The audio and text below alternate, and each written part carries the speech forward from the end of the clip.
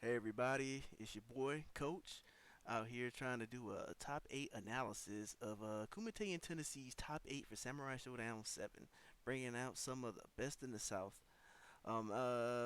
First and foremost, before I get started, I sourced this stream from Team Spooky.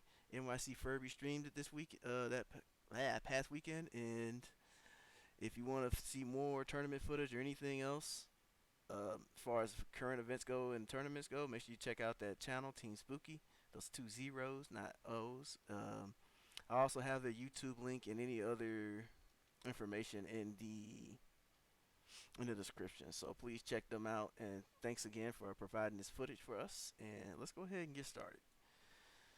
All right. So top 8 Kumite in Tennessee.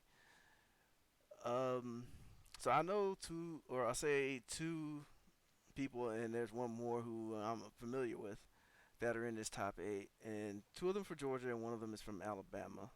I know there was an Oklahoma player and a player from Arkansas. I don't remember exactly where everyone else was from, but mostly these are Samurai Showdown players from the southeast. And so, as far as big tournaments go in this region, this is the first one that's happened like in the southeast. As far as a fairly big tournament, fairly big regional tournament.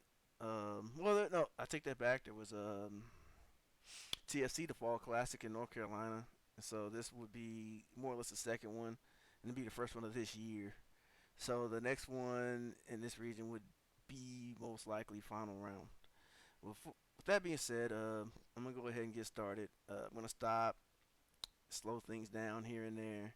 And I'm just gonna explain at my own pace. So I hope you get some information from this and stick around.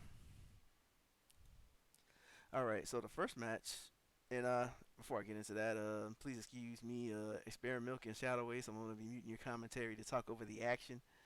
Um, so don't take offense to that. It's just so I can kind of get a clear, you know, without conflicting views on what I'm saying. Anyways, let's go. So first up, we got Wanfu versus Yoshitora, and that would be Painbot versus Peter X. So this would be on winner's side. And so right now, you see kind of Painbot slowing things down. He's using a lot of that medium slash to kind of control Yoshitora's movement. And you see Peter X getting into the typical Yoshitora fashion of using that jump C as a poke.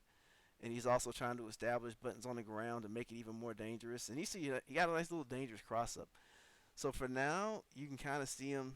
There's nothing too chaotic. Yoshitora's just kind of playing around in the space where he wants to jump but not fully committing. And you got Painbot poking and trying to fill out the space. So nothing really crazy has happened. The life bars are draining pretty slowly for the most part. And you see Painbot doing a lot of checking for the jump C's, or I guess the jump heavies with his own jump medium. And so you see the down heavy sweep and gets a punish on the running heavy. So one first thing I really noticed is that even though the pace was generally slow, you're starting to see a pattern where you see Painbot trying to play out of a relative bubble of safety, as opposed to Peter X, who's typically trying to just land big hits here and there. You see him doing a lot of running C's, you see him doing a lot of jump C's. So he's, even though those tools are strong, they require a lot more commitment to what Painbot is doing. And so he's trying to kind of control the pace with those buttons.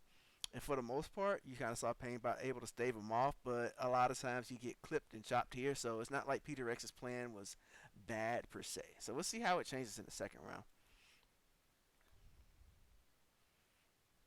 So more or less the same. Yeah, you see, that's something interesting right there. Painbot, I just mentioned, is generally looking for safety, but in the last round and in this round too, you can kind of see him like he's just trying to catch the guy like off guard. Like you see him running in and throwing after his pokes, and you kind of think he's kind of playing a pattern as he would if he was playing someone who was as cautious as himself. But Peter X doesn't seem to have that caution. You know, it's like it's one thing to call him a nut. Yeah, he does seem kind of nutty, but at the same time, he's definitely not sitting there waiting to be conditioned into to being timid.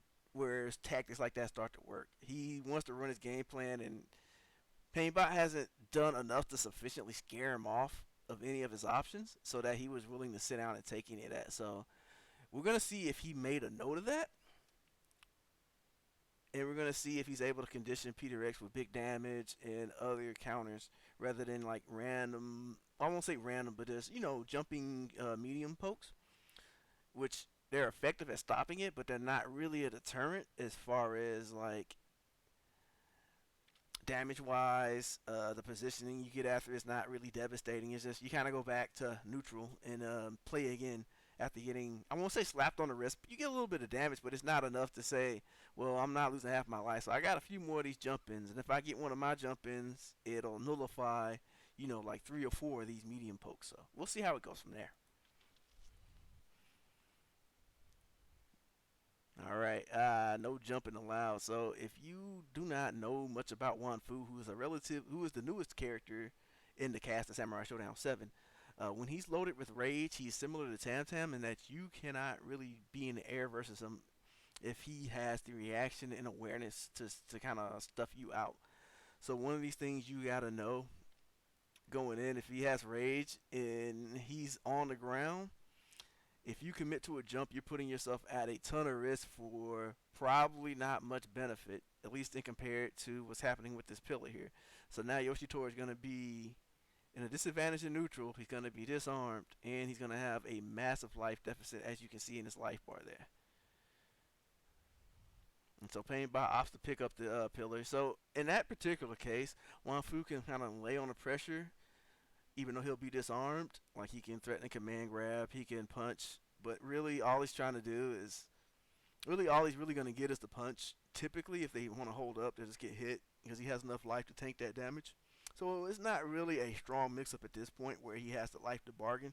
So Painbot's just going to opt to pick up his pillar and get back to just being maximum, get back to maximum effectiveness with his character. And so that gives Peter X, the Yoshitora player, a chance to pick up his own weapon. And there he goes again. Like now you see, and this is another thing I was talking about at the very beginning of this round, where you see Painbot get this poke, and they go back to neutral. Whoops, excuse me. They go back to neutral. Excuse me. And immediately Peter X jumps right back in. So let's see if we can kind of illustrate that. So picks up the weapon with the heavy. And so you see him like take that pot shot. Look how much health he lost. Like it's not insignificant, but it's definitely not significant enough to make someone Peter X's, I guess, demeanor to really calm down. Because like he didn't stay on the ground for even a second longer. He immediately jumps back in and goes in for the overhead.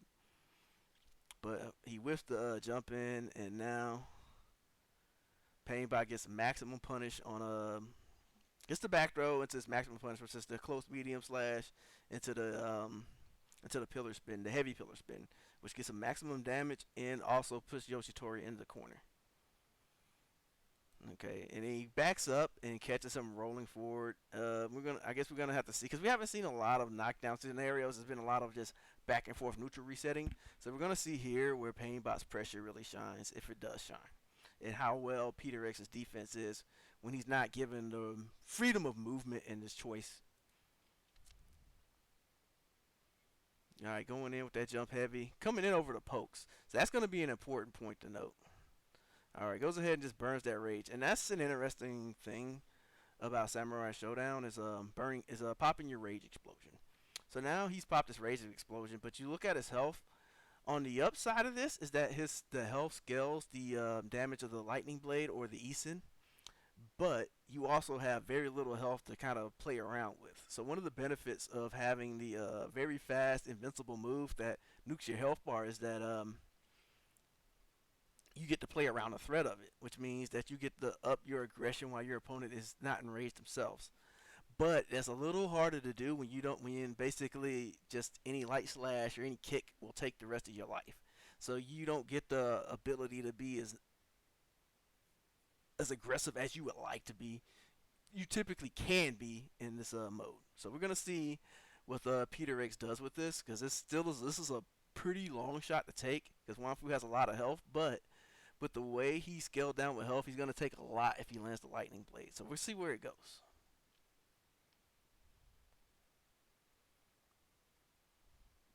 All right, so that's another interesting choice. Like I keep pausing it, but so instead of going for Eason off a throw, which scales, I'm gonna use the term Eason over Lightning Blade because that is the general community term. But instead of using Eason off of throw, which would have scaled dramatically, probably about as much health as he got there, he went ahead and did a throw combo into his rage. I want to say Subaki, and which let him get a ton of damage. And you see down in the down right, his rage bar is pretty high due to his health.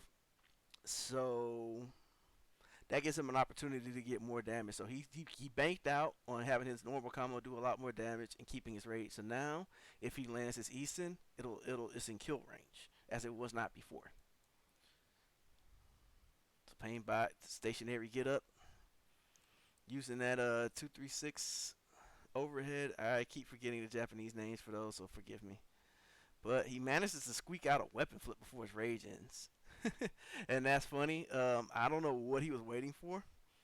So this is an interesting note. So he gets in the weapon flip technique. You don't see him check for any. He's not actually checking to see. I have not seen him really check for front rolls, but we haven't had a lot of this situation yet, so I can't really pin that as a habit. But in any case, he's specifically looking for Pain Bot to either back tech or no tech because it's assuming that he wants his weapon back, right? And so he's waiting here, and he's okay. I said he baited, but as I'm clicking through and going in frame by frame, he's clearly doing a 3K. So down forward kick, did sweep, and I guess he missed it. He didn't time it meaty, and so instead he's going for a big hug with China's finest gentleman, and that's to close out the first game. So that was an interesting ending sequence. So he went for a meaty to try to try to take the last of Painbot's health, and was a good idea because he woke up with grab. He just did not time it right. So game one going to Painbot's Wanfu. So Peter X is definitely he kind of plays on the side of heavier risk for the reward, and Painbot's kind of the opposite. He wants kind of medium risk. I won't say low risk, but he plays from low to medium risk to kind of get low and medium rewards. He's not trying to constantly cash out unless his opponent gives him the chance. So you kind of have two clashing styles here, but that is more. So Painbot jumping in with the heavy is it's kind of one of the most aggressive moves he's made in the set so far, and it may be because of the confidence he had in the first game. But immediately he tries to swing, and my man Peter Ricks comes in from the top rope with jump heavy and lands it clean. So here we go. Gets the conversion. Full thing. So he starts out with a big jump in, and Wanfu is basically down over a third of his life, almost half. And Peter X is looking real clean right now. So this is kind of a far cry of the last rounds where we saw a lot of back and forth, nickel and diming. You see Peter X cash out big. So we'll see how he takes advantage of this. All right, running into those medium pokes. And that's the thing, right? Painbot immediately goes back to his low medium risk strategy of just let me poke him out, let me poke him out. But Peter Ricks has already determined that, or I should say shown that he's not really deterred by that, and he's perfectly willing to jump C whenever he pleases. So we're going to see if how Painbot's poking patterns and Peter Rex's jump C. It's a jump heavies. I'll say light, mediums, and heavies to keep that consistent and make it easier to understand. So he's using those jump heavies to kind of go over pokes to catch, see if Painbot is particularly looking in the air or on the ground. And he noticed at the beginning of the round he was obviously looking on the ground. He ran into a poke or two, but it still has not matched the damage he did at the round start. So now he's just kind of poking, and then there you go. You see him checking with that jump heavy again, and then Painbot jumps up and checks him with an air-to-air, and now he's going to run in, apply pressure. And I think he's kind of gotten a grasp of Peter X's tendencies and where his risk-reward lies, and he baits the DP, but he doesn't confirm off the close medium. Gets a throw, sweeps him with down heavy. Now we're just back to poking. Peter X trying to get his spacing back, and Painbot's kind of established himself. I think that was actually Tsubaki. I can't remember. But anyways, he uses the auto block dash to go through the poke. It successfully hit Pain Bot, and we're kind of back to the nickel and diming back and forth. Um, one second, I'm gonna bring up my notes. I'm gonna use the English name for some of these moves, so forgive me if you are a purist. All right, so there's that jump heavy again.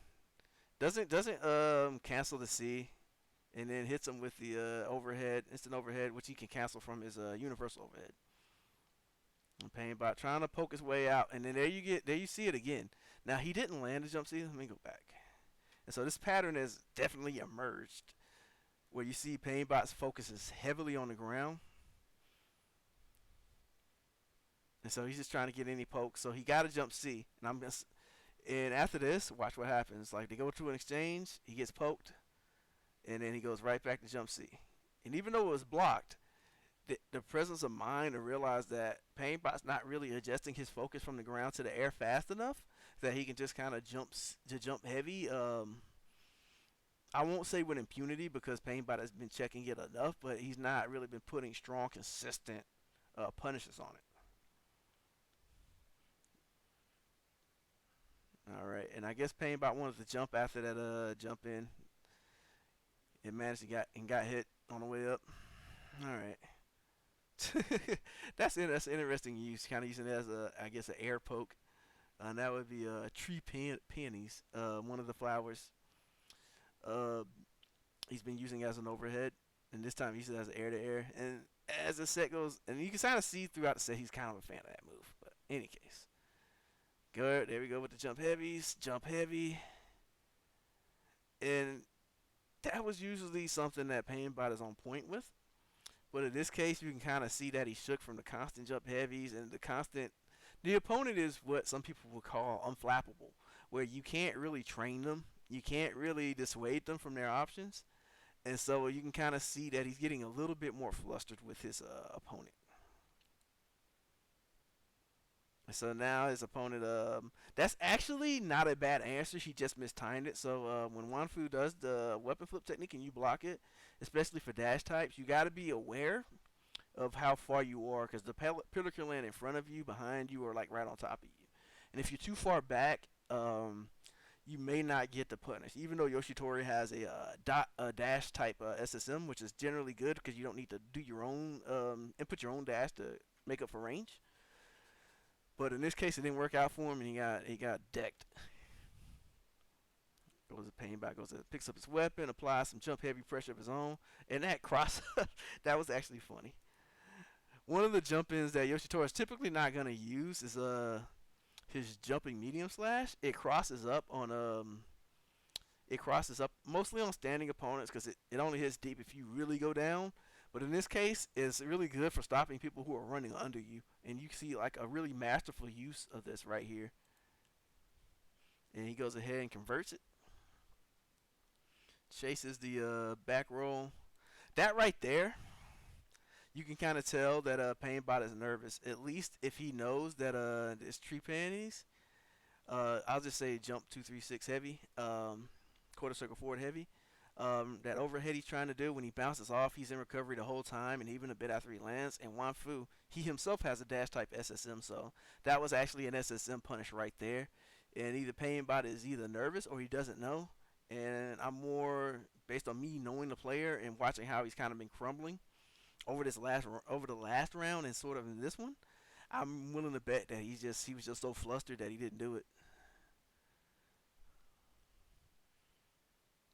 All right, back to poking.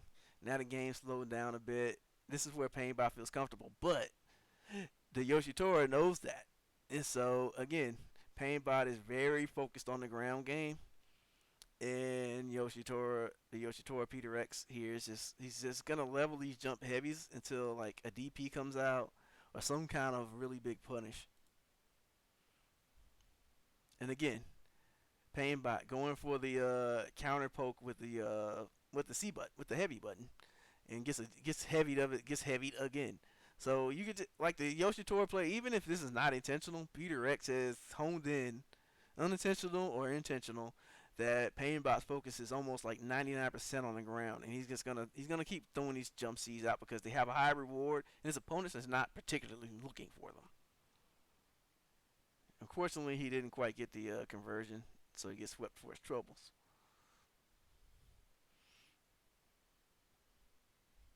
And you see Painbot there getting kind of timid, and again, like you see another jump heavy, even though it doesn't make the mark, you kind of see there was no real response for it before, during, or after it. And see when the game is played on the ground, you kind of see Painbot here. He feels a lot more at home. But his opponent is I won't say chaotic, but he's definitely mixing things up enough to not let Painbot get comfortable here.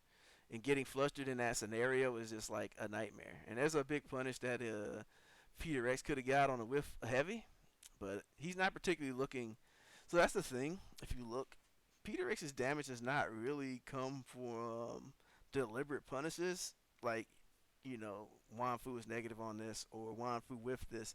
It's more so that he's attacking with his own game plan and he's catching Painbot being too inattentive. And in this case, it catches up to him. Even though he was kind of in control of most of this round, he got a little carried away, and Painbot had at least enough composures to kind of nickel and dime him down and get the second round. So despite what the scoreboard says, it should be 1-1. All right, using that neutral poke jump medium. I guess Yoshitora didn't block, so that spinning pillar. So let's go back to that real quick. Now I'll show you, and I'll give you guys an interesting fact. So right there, after you block the second one, it's a true string. So as long as you're holding block, there's no gap in between it. So you can hold gap. You can hold the button down and press the punishes during the spin. So if he spins once, you hit him. If he spins twice, you hit him. If he spins 3 times, nothing comes out. And then the third hit, if he would have blocked it, is SSM punishable. But in this case, he didn't block it. He let go of his guard. Looking for that running heavy, but Painbot's not anywhere to be found. Getting hit by that quarter circle forward in the air. Okay, good punish on the whiff DP. That's probably one of Painbot's more damaging punishes overall outside of the weapon flip he did earlier. All right, now he's going to burn that rage. And Painbot, as much as I keep saying like he's like lower medium risk, that was a very risky button. But he kind of sees that the opponent is just kind of high octane, so he put out that medium slash. He caught him running in. But his opponent just kind of ran back in and tried something else, and as you can see the result here. So there we go with that instant overhead. SSM punish right there. So this is why you got to know your punishes, for the most part. That was the game. That was the game right there. So he gets hit with one. My bad. Clicking too fast like an old person. This right here, this is the game. This is what secures Painbot's path to winners finals. But he's nervous, doesn't know. Whatever the case is, he has not done SSM. And Peter X is given one more chance at tournament life in the winners bracket. So he hits the DP. Now he's just looking around. He handed him another chance. Even if he just walked up and hit him with a C, that was it. But again, he's just so out of it right now that Peter X is just running wild. He has no care in the world. He gets the command grab. Oh no, never mind. This should be that was 0. This is 1-1. My bad. And you see the players talking, thinking, or the commentators talking, and the players thinking they're about to roll back into game 3. So right now, Peter X doesn't look like he can generally control neutral, but he's confident enough in what he's doing that you can't really dissuade him. So now they're going back to that back and forth poke game, and whenever this comes up, you can see Painbot shine. Because Peter X is going to do stuff like that, and Painbot when he's in control of the ground game, and basically is convincing his opponent to stay down there, you can see that he's shining because Peter X doesn't know what to do about any of this. So now he's just kind of swinging. It's mean, but he's swinging for the fences. But again, he has pain box shook again, and so now he's kind of getting into another pattern where he's able to pick them apart. So like you kind of see he's kind of like a shark in the water. As soon as like he sees pain bot bleeds, he just lets it rip. And then that was the first wake up DP we saw, and then we got the pillar toss that we have not seen all match. And that's actually one interesting thing is me knowing Paintbot as a player and how he talks about Wanfu. He's not fond of the pillar toss and how it loses his weapon. But the thing is, I'm actually curious how much Peter X would have been able to deal with it with how he was playing, or if it even knows how to as to block it cross up, or not to jump around too carelessly against it. Like I have a feeling that he may not have known, and sometimes I think this is just me as a player, and it's not a judgment on Painbot, because anybody's experience and way of doing things is valid. But sometimes I think you should do the, this may sound mean, the dummy check, where you check to see if the opponent really has the counter tactic to what you're doing, and then you play off of that rather than just assume that they know all your punishes.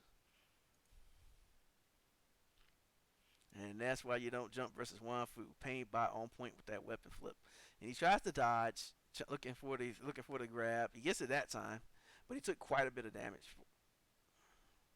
So Paintbot still looking pretty good. Punishes the running heavy. Not quite deep enough to convert that. So he runs and crosses him up again. There's the jump medium. Now this was tragic. This was tragic. Like he is just out of range so that he does not get hit by the burst. And he just happened to do a heavy. And so now that he's not in range of the burst, he's not going to go into the invincible pushback animation. Or I guess I won't say invincible pushback, and a pushback animation, which would have put them at more or less back in neutral. But instead, now he's sitting there in recovery versus Yoshitori just has to press 3 buttons. And so we see how that's going to turn out. And so due to Yoshitora, Peter X's health being so low, his Eason scaled very favorably. Or I guess it didn't scale at all. It actually it's actually amplified due to the low health that he did it at.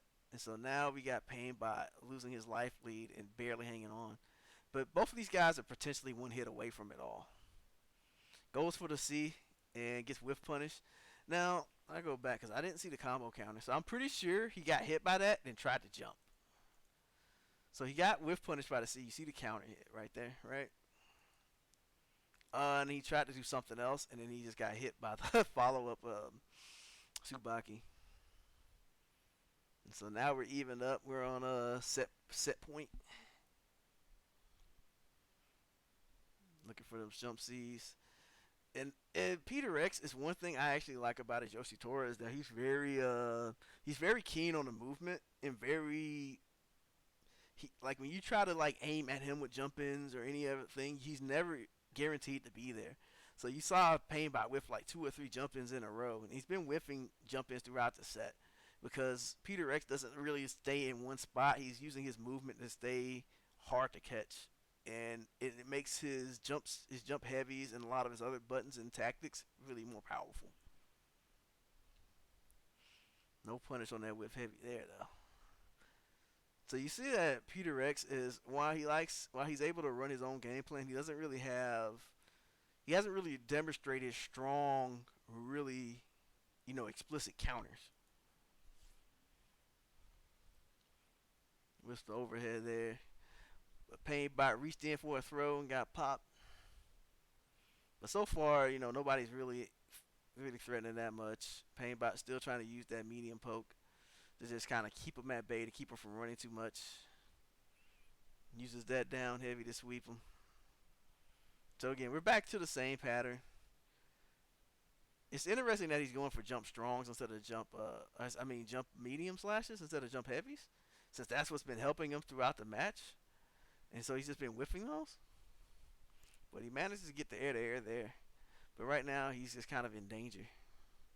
So he has no burst, unlike before. So now he's in danger zone. Using those jump C's again just trying to catch Painbot's awareness. Now right here, the tragedy of the set. So at this point, during the flash, Paintbot can literally press anything, right? But that's not all. See if I can go through this frame by frame. Actually, I'm gonna slow it down to slow it down to 25 or 50. All right, we're gonna get there. We're gonna slow it down to 25. So yeah, he basically could have pressed anything there. I'm pretty sure he landed first. So he probably could have just held block because there's no actual jump recovery in this game. So now he's in now he's getting weapon flipped. Whoops. Speed that back up to 100%. And now, so from the commentators I believe said he stood up. Here I'm not gonna play the sound, but he should have been at his stick the whole time. Like if when you play a fighting game, you should always hold on to your stick until the actual rounds sign ends. Because what happens after you get hit by SSM is the screen will say conclusion, before as the animation is ending. It won't let you get back to this point. And so at this point, Painbot is still alive, and I think what the commentator said, he's just kind of like he was about to get up or something, and then he just kind of held up when I guess he scrambled back to his sticks, and then he just got done in by Yoshitora standing heavy, far heavy. And Peter X, after end of a chaotic set, manages to take the game and move on to winners finals. And you see Painbot that he ain't happy. All right, so we'll see if we can get to the next match. I believe these are timestamp. Okay, there we are down here. Appreciate you, Team Spooky. So we go into Matt Matrix versus Data Big Bates. Now, Big Bates is another player that I'm familiar with. He is also from Georgia. He is the Genjiro main of America, as some people call him. The last Genjiro. There's other Genjiros out there, but he's the main one repping him in tournaments nowadays. He's definitely the most prevalent Genjiro player right now. And Matt Matrix, I am not familiar with Matt Matrix, but here he is, the Haomaru player. So let's go ahead and step through this one. So yeah, these characters, they have similar outlooks. It's just their tool sets are kind of different. So you just kind of see them just gradually poking at each other, filling each other's patterns out. Nothing really crazy happening right now. Except as soon as I finish that sentence, you see Bates just whiffed it down heavy. And I mean, all he did was get up, like slightly poked for his troubles. As you see the little red bar right there, he didn't take much damage. But now he's facing a jump in. And since he just got out of block stun or hit stun, he wasn't ready. So now he's just getting kind of caught out unaware, getting thrown around. Now he's just kind of waiting his opponent out. And each of these guys seem to be trying to fill each other's habits out. And so far, Matt Matrix's confidence seems to be building because he's landing these jump ins. He's not hitting them, but he's landing them on block. So Genjiro, a DP character, has not responded. So you kind of see his confidence gradually building up from that, from getting these little pot shots in. And his opponent hasn't really shown any resistance yet. He got a jump C there off the card, but again, it's nothing huge quite yet.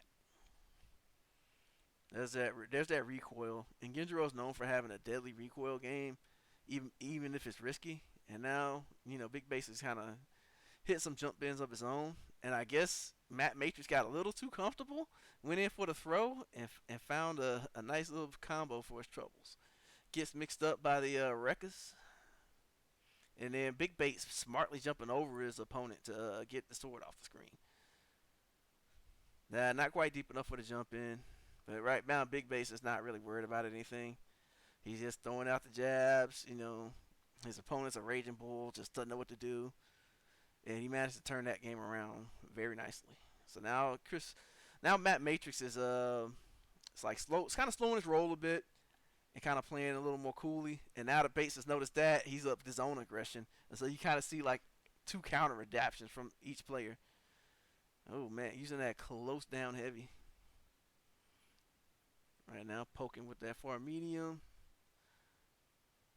So both players again just kind of engaging in pokes, but right now that's not really favorable to Matt Matrix, who has a So Bates mixes up with that crouching kick into DP, which offers his and then it messes up after that. He gives Matt Matrix a chance to win, but Matt seems to be very keen on throwing his opponent, and throws are very risky.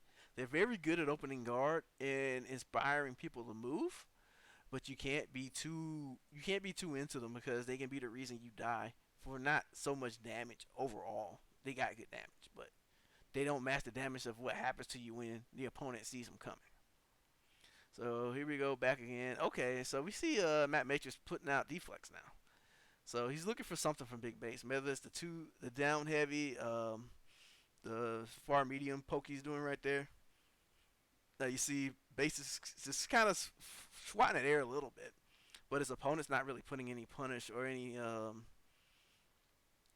getting any positional advantages off of it. All right, using that raised DP for the extra damage and corner carry. Again, you see Base whiffing a lot now. While Haramaru has a very long range for C, which has decent speed. It's like the best balanced C in the game. Like it has the damage, it has the speed, and it has the range. It doesn't. It's not really excelling in any real category, but all of those stats are so high that it makes the button really good. So when you want to play Haramaru and you see people whiff like that, you should definitely be on the lookout for your C. Now Bates on board with those anti-air DPs. So Matt Mason just wakes up with CDP, heavy DP, which is invincible, and he tries to fake fireball at Base face, and Base just tosses him back on the ground with a command grab. There he is. Like Base feels confident in that 2C because even if it doesn't hit the target, his opponent is either is not spaced in a point where he can punish it, or even when he is, he's not doing anything to it. So one of Genjiro's, I guess, the move that he tees off of, the one he wants to scare you with, and all of his other moves kind of grow from, in my opinion, is the down heavy. And so if he's allowed to just whiff that down heavy and press it at his leisure, the game changes a lot in Genjiro's favor. But when you're able to punish that, space it out, then Genjiro has to really think about how he wants to open you up, how he wants to scare you, and it's much harder and much more risky for him. So here we go, round 2 of game 2. He whiffs and gets command grab. So Matt Matrix looking a little confused here. Again, 2C doesn't challenge the recoil. Even though Genjiro's DP is strong off of recoil, you still got to challenge it. And so he gets that cross under light slash, goes under, mixes up with DP. So Matt Matrix isn't out of it quite yet. All right, gets that weapon flip technique off of the close medium. Now that's pretty punishable, but again, without your weapon, you can't really do much with it. So just gets the sweep, knockdown, picks up the weapon, and then Matt Matrix runs into that down heavy. He's still trying to. So here's the thing about this game, in my opinion, and right there, he probably could have got a better punish. I don't think that was SSM punishable, unless he was really aware. But he probably could have got more with his C. But don't quote me on that. So what I actually want to point out there, let's go back, is that even though he's losing the life lead and he's struggling, he just lost his rage. He's still just trying to play this really aggressive poking game. So even if he's right, he's not getting much from it. And when he's wrong, he loses a lot, and he doesn't have the life to sustain that war. So that's more something that you want. That's more awareness you should have as a player. Let's not fluff it up too much. So he whiffs, and then that's one of the first really big whiff punishes that Matt Matrix has did. But yeah, got a little cheeky with the fireball, and Base came in with the jump heavy, and that was it. That was a fairly quick 2-0. Like Matt Matrix definitely had his moments. And then we got a Nega Man versus Noisy Child. So Nega Man is a Alabama native, so he comes to our tournaments here and there to kind of grind up his Ukio. Let me go ahead. And you got a Noisy Child. I don't remember where Noisy Child is from, but Noisy Child plays Jubei, and Nega Man here plays Ukio. One of the better Ukios in the South that I've seen. So, if he keeps sticking with it, I imagine he's going to have some big things coming to him. So let's see where this goes. So you got this kind of slow pace. Because Jubei as good as he is with all of his tools, he doesn't really have any particular reason to constantly engage on you. It's not really favorable to him to just kind of run up in your face and act like a nut. It's more like slow control, and once he hits you with that control, he's able to convert it to big damage, and he's able just to frustrate the opponent. Excuse me. So Nega Man started things out with that sweep, and so you're gonna find out that that sweep is very important to Ukio's kit as he gets the overheads with his Subami Gaishi, which is like can be anywhere from like 4 to 11 frames if I'm correct. And then when you try to stand up for that, he just slides you. But the slide itself doesn't do much damage, as annoying as it is. So Noisy Child goes ahead and back rolls. And there you see that Subami Gaishi there reflecting the fireball. So if you got the execution and reaction, it's hard to throw fireballs versus Ukio. And so now Noisy Child is just trying to find a good poke to kind of tee off in. He just wants to kind of establish himself. And then you see Nega Man there getting some meter for just defending and getting hit in that case. So, okay. So he catches him in the air, goes ahead and hits the air-to-air Subami Gaishi. It's a very versatile move. And now you see Noisy Child trying to move. You see him jump back with those mediums to try to catch the slide, so he's not just a sitting target. Like you see the neutral jumps and stuff. So he's clearly aware of what this character does and what he can do. But his answer hasn't really given him what he wants quite yet. So like you just see him just trying to poke right there, and he gets hit with the close C. Nega Man gets hit with the close C. It could have been an SSM, but I guess he just wasn't ready for it. So that's a pretty good alternative punish. And Nega Man, out of his frustration of trying to get his life lead back, goes and tries to go for a grab. Now you see him reaching out and grabbing nothing. So that means he's got about 70 something frames of recovery. Let's see what Noisy Child does with this. Nothing. So back to neutral. So Nega Man gets the throw. And so I think let me just point this out just in case Nega Man ever watches this. I'm pretty sure he knows this, but Ukio, if he wants all 3 slashes of this move he's doing right here, the heavy version, he has to walk up slightly before he hits medium punch. Like, it's very slight. And I think he did it, but he wasn't confident in it. So he went for the light version, which is a lot less damaging. But in any case, he has the corner, and now he's using the other sweep. Alright. That was an interesting choice. So this is an interesting case of risk reward. So you've now gotten bursted. So you got more or less the same amount of health. You're in round 1. So round 1 bursting is generally a no-no because you lose out in a lot. If you lose the round, you're really behind. If you win the round, you're still kind of in a struggle, but it's not as bad as if you lost. So right now, he's just trying to avoid just taking a little bit of throw scale damage in return of just throwing his rage, on the table and see what he gets. So it puts the pressure on you to have to win that round. And when the end game turns around, you're not going to have rage burst available for when your opponent gets that that hit they need to win. So, but more so than that, Nega Man tried to do the day 1, which is after the opponent bursts, they're not going to be ready for jump in throw.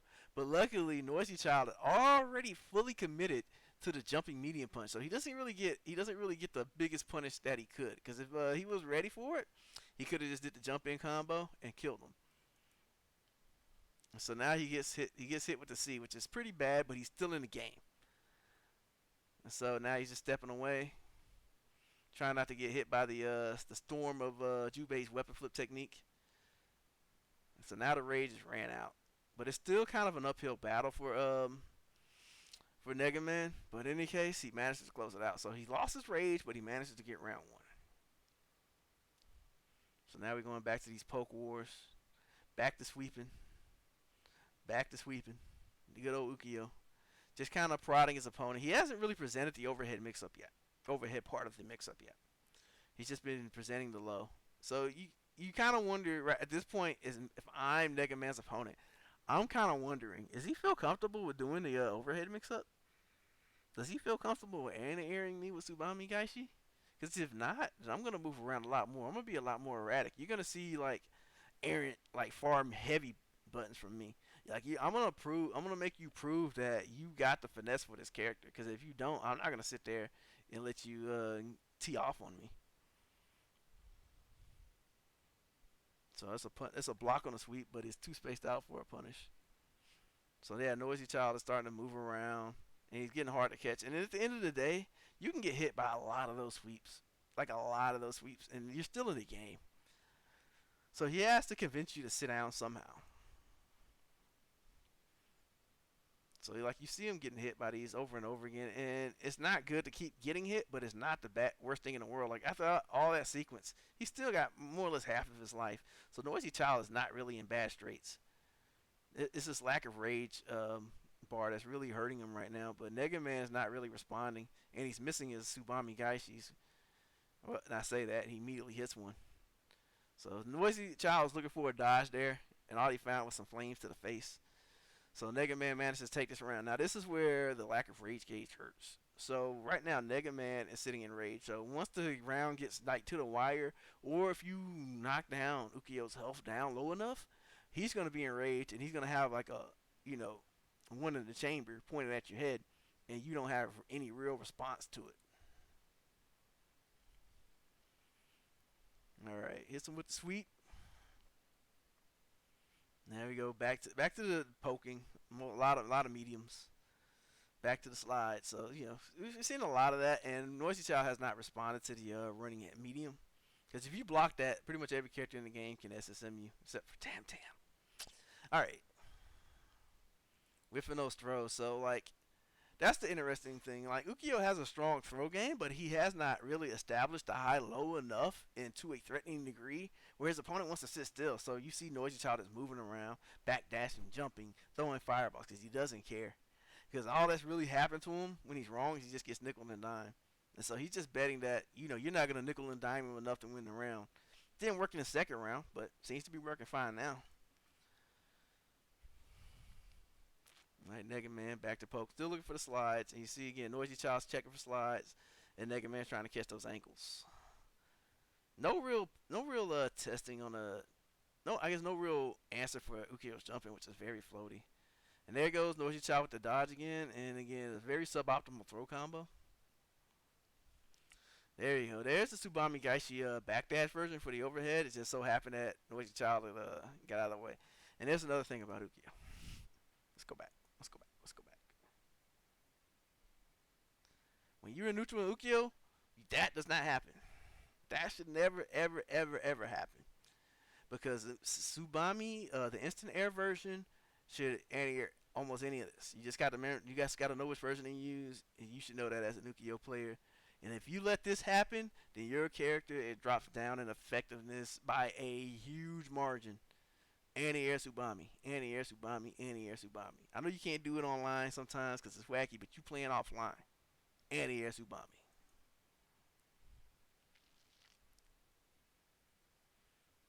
All right, back to the poking and prodding. Like nothing really exciting going on.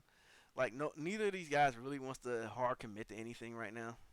Like Noisy Child is jumping and stuff, but when has he been checked? And since he got the back throw, it was easier to connect the heavy version. So now Nega Man's in the lead, but the clock is winding down. And now I think we're more or less even. Noisy Child might have more of a lead, so he's kind of being aggressive. He's not sure. Now he definitely has the lead. Now he's dropping his aggression. But since he has rage, since Nega Man has rage, he can just stop the clock. So when you're in rage, the clock is stopped. So now he has to deal with now he has to either hit Ukio and win, or he has to weather the storm of rage. Both of which is very difficult in this situation, especially when you don't got rage yourself. So now when he throws you, he pretty much get anything. But now you see the whiffing Subami Gaishi. The jumping jabs that you see Ukio's do is usually because they messed up Subami Gaishi. And so now he took a nice chunk of damage, but he's still in the game. But you got to have your execution on point. And he just goes ahead and gambles on it. Noisy Child ain't having it. He gets chopped in half.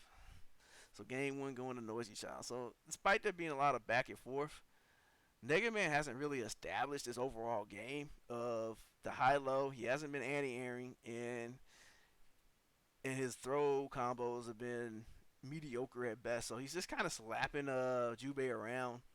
And so Noisy Child doesn't really have any real incentive to sit there and just wait him out. He can play how he wants to and do what he wants to, get what he wants, which is exactly how those matches played out in the end. Like he's obviously has enough awareness not to just act like a complete nut, and is just ring it out as best he can. So go on to the next match. Skip on a little bit. The good old PS1 era loading times. All right, here we go. Uh, Mega Man switches to Wanfu, which is an interesting choice. I guess he felt so down and out on Ukio that he didn't do it, but I feel like his Ukio is more trained, more solid. I've never seen his Wanfu, so let's see how this goes. Using that in that N64 skin, using that cross up pillar. Noisy Child wasn't quite ready for the check. And there, Mega Man didn't space it out, but again, no punish. So you can kind of see that there's a sort of unfamiliarity with Wanfu that Noisy Child has right now. So you can see he's a bit more cautious from the last game, but his tactics are more or less the same, which is kind of poking and prodding. And right now, I think he's just trying to fill out what the character actually does. And once he realizes Mega Man's not doing much, he's just kind of going on a poking spree. Because if you look at Mega Man here, he's flicking Wanfu, but he's not. And he's going in these poke wars with Jubei, but he's not pressing Wanfu's most valuable buttons, which are the mediums. And so you kind of see that he just has, there's no real nice way to say it, that he's not really strong with Wanfu, and his foundation with Wanfu is weak and wobbly. So like he's just trying. It feels like he's just trying to do the online gimmicks. Like, do you know how this pillar toss works? No, well, I'm gonna keep doing it. I got a command grab too. And so he just kind of gets ripped apart there. After, like, you kind of just see Noisy Child getting his footing after he kind of realizes what's going on. So, like, there you go. You finally see a medium button out of Mega Man, but there's no real activity. He's just kind of jumping back, looking for something. Cause you just kind of see there's no real game plan of what he wants to do with Wanfu. I don't know why he ended up picking him, but it's looking like a really bad choice. Like, I'm kind of downing Mega Man here, but I think his Ukio is more lacking confidence than anything. His Wanfu here doesn't really seem to be, I gotta say, well put together. But with all that being said, he's managing to nickel and dime Noisy Child down. But Noisy Child, not to be deterred, comes back in with the more medium pokes. Goes ahead and guesses that parry. That was an SSM punish because that parry is out for a long time. But that's something you got to know when playing Jubei, that to see that and be ready to snap that SSM in there. So right now, Mega Man's in the lead. Dodges, gets out of the way. Goes for that pillar throw again, but got punished that time, even though it's weak.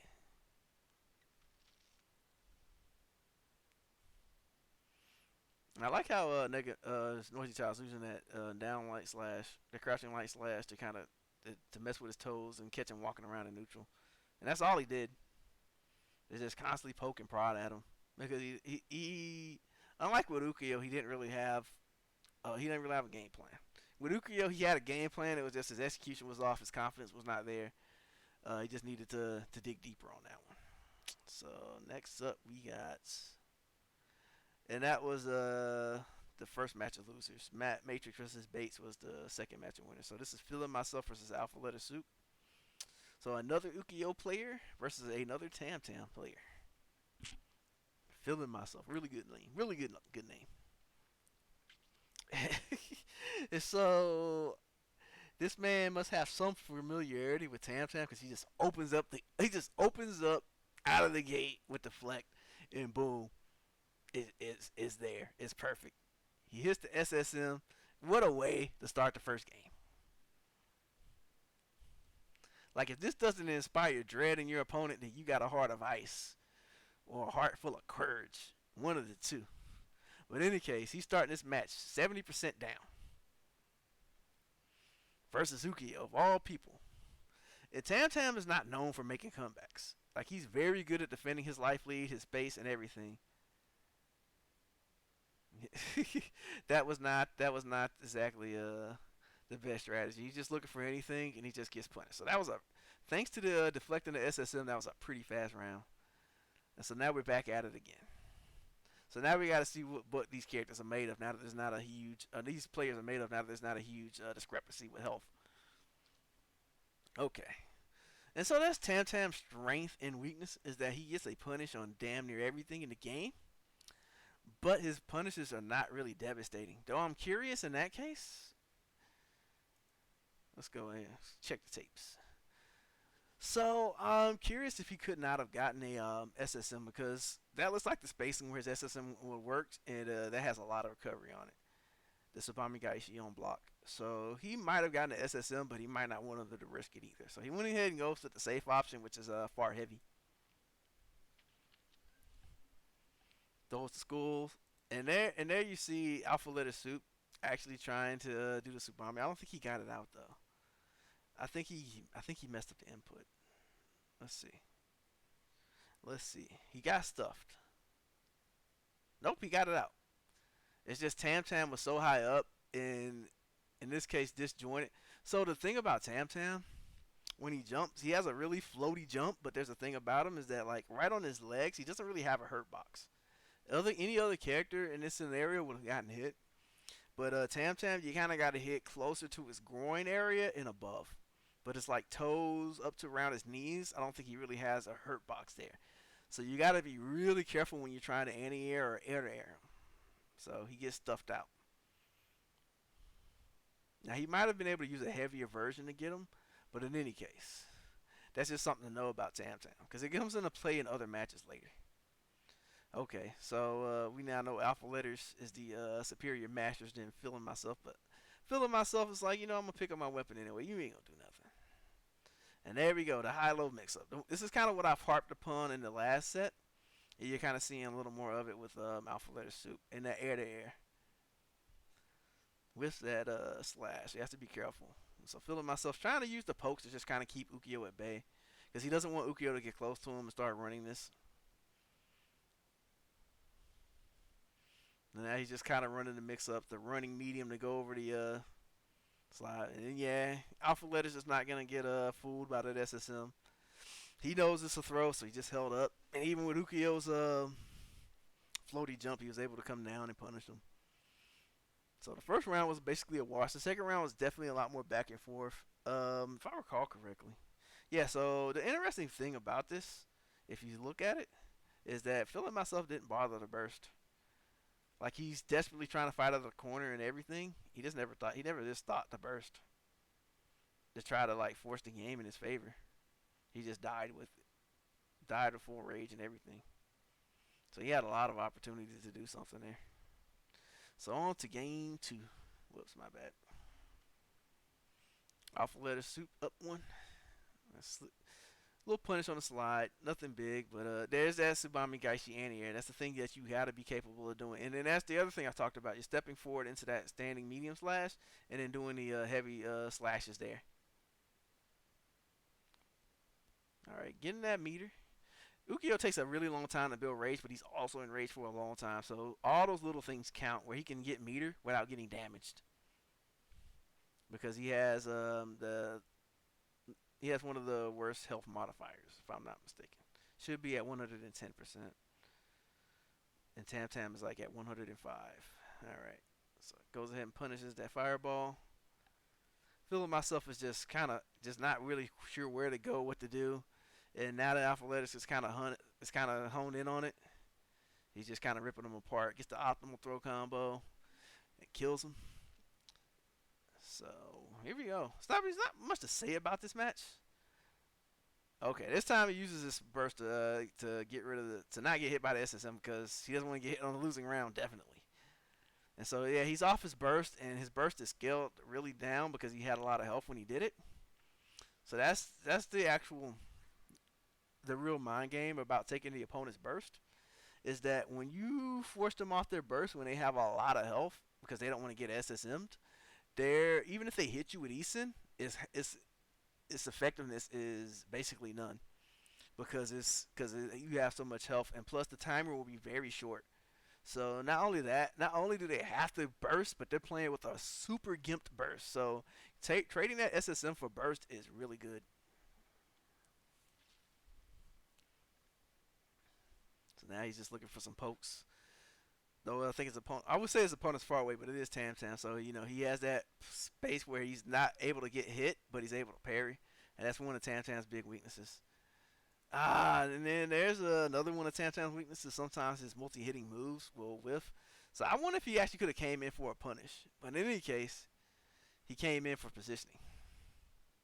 I think he tried to IB that. Oh, failed Tsubami Gaishi. He just lucky it worked out in his favor. Get the trip.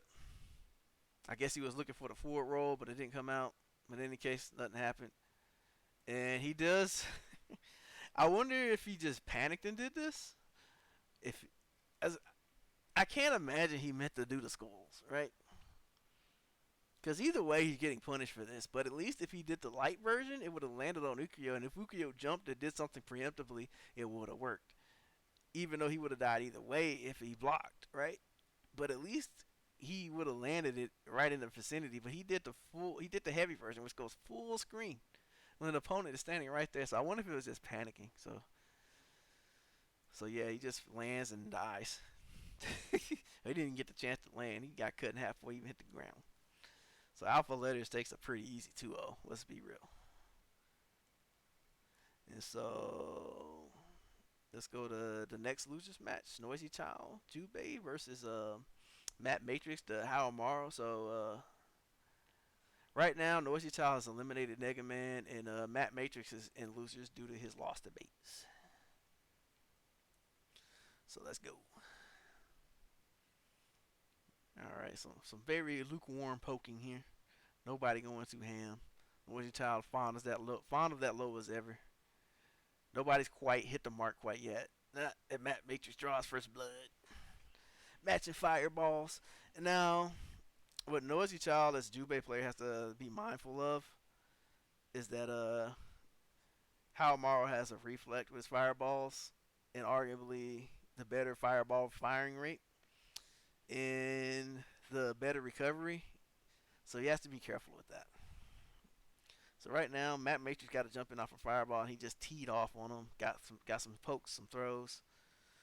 So gets hit out of the okay. And using that Jubei's parry is this unique special move mechanic where if he gets hit with a weapon attack of a certain level and you guess the right one, you get a big chunk of damage.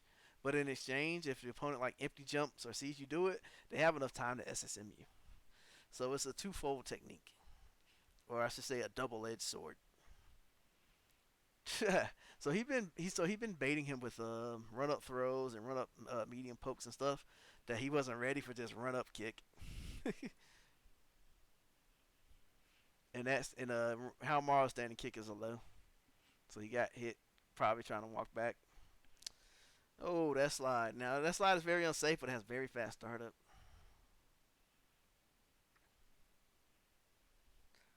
Using that running light slash punch, they kind of check him, and now they're just kind of swinging at each other, just trying to like establish something. Like they're just trying to bully each other. Oh, and he just does a DP, but luckily all he got was a kick. Yeah, but Noisy Child's a big fan in this, at least in this match, of using that parry. It seems, and he's generally a big fan of using that dodge. And I haven't really seen it work out for him in the top 8. So I don't know if he's just blind dodging or if he's looking for something in particular. Okay, so he throws off the recoil. So Haomaru in that situation, I'm pretty sure he gets the DP. Though Jubei uniquely can call out the DP with his counter, I believe. I think he has enough. Like he definitely can as far as interaction goes, but I don't know if he has enough time off the recoil on a heavy. All right, controlling him with the fireball. Noisy Child just pecking away with those lows. Okay, in that case, so right there, Noisy Child didn't have enough awareness, or maybe he was just taken off guard. So right there, even if sometimes the characters will go up in the air anyway while they reset, and then they'll flip on the way down. But as you saw, he went up there kind of undisturbed. So at this point, that should tell you that Jubei is very. I mean, Haomaru is very punishable on the way down. But instead of doing Isin, he whiffs his C, and then Matt Matrix responds with an uppercut. But he's still in rage, so we'll see how it goes. All right, poking with that medium, the very risky medium poke from Matt Matrix. Noisy Child is trying to find a way in. Here's the part, and even though it's hard, because again, like when you burst with lower health, you can't really bully with the threat of rage behind you as much, because any stray poke can do you in, and then enough stray pokes has gotten him to this point. So he can only really take one more hit. It's not like light. And they say Matt Matrix. That's his before this happened. Here's an interesting interaction. So he ran up and waited like a very slight, subtle moment. It tried to see if Noisy Child would try to spot dodge or do a parry, and then he checked his legs, and for whatever reason, Noisy Child had all the clarity in the world to say, "I'm gonna protect my ankles right here," and it worked out in his favor. And I guess Matt Matrix got a little stingy there, or he got caught jumping or something, and he got hit with Eason. So on to round 3. All right, getting thrown down to the parry. It's a weapon flip technique. And since he does not have his burst to save him from throw weapon flip technique, he has lost his weapon. And now he's just checking his opponent with a blade catch, trying to see if he can catch any random pokes. And he just says, "Screw it, I'm picking up my weapon. I don't care." But right now, Matt Matrix has built himself up quite a life lead. And there you go, you see him again, checking dodges and everything with that standing kick. And he caught him the first time, and then he ran up again and actually threw him once he had Noisy Child convinced to sit still. So that's very clever conditioning on Matt Matrix's part to close out to game 1. So I guess they're gonna roll right back into the rematch. Yep. So here we go.